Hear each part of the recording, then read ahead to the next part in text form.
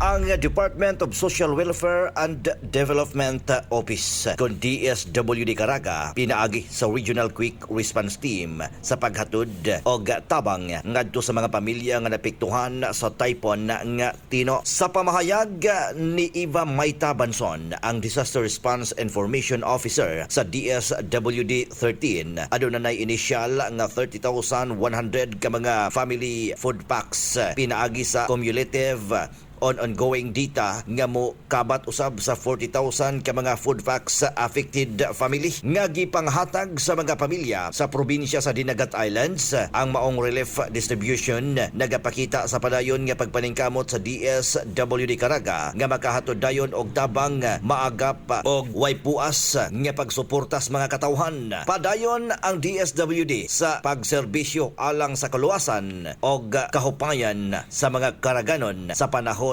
kalamidad. Gani pipila ka mga adlaw gikan karon doon na usay mga ipanghatod nga mga hinabang partikular na sa Agusan del Norte ug Surigao City aron usab maabagan ang ilang panghinanglanon sa matag adlaw. Mga katropa, serbisyuhan ta ang atong panglawas pinaagi sa pag-inom sa Santon Plus Gold ug Santon Vitamin C. Alang sa nagkahiusang Pilipino para sa Pilipinas, Junje Lebrias, XFM News.